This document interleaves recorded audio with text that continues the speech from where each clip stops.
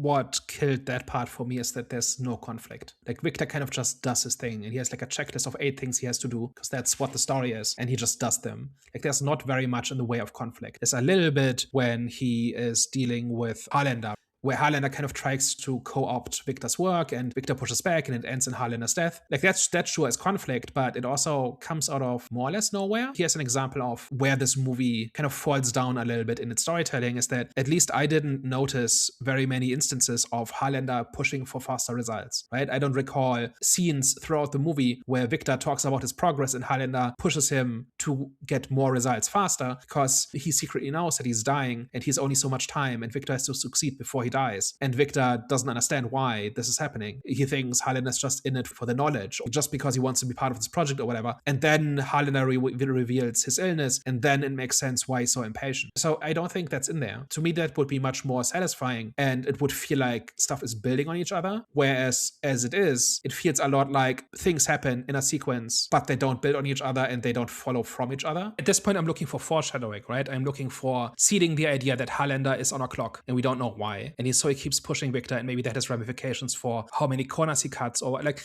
first of all, Harlander is a new character. Like, I think in the original story, he just uses his family money. He just works kind of out of his student room while he's building the body. Like, he does not have this big estate, like this property. He doesn't have all this equipment. He kind of just, assembles the creature, in a cave from a box of scraps, essentially. So this idea of where does the funding come from is not really a factor. And here it is. And they're introducing this character of Highlander, and they are introducing this reveal of the syphilis and about how somebody else has plans for Victor's work. So they didn't have to do this. They could have just cut this character entirely, right? So that character was added for a reason. So first of all, I'm wondering what the reason is, because it seems to clutter up an already long story. And secondly, if you were doing this properly, there would be clues earlier on that something is up. And then that's why the reveal is meaningful, because you are getting an answer to a question you've been asking. But at that point in the story, I wasn't asking why Highlander is so impatient, or what Highlander's agenda is, or what he wants from Victor exactly, right? He just seemed to be the guy. Like, in this time and place, it's not unusual for wealthy people to be patron of the sciences. Because scientists would often go to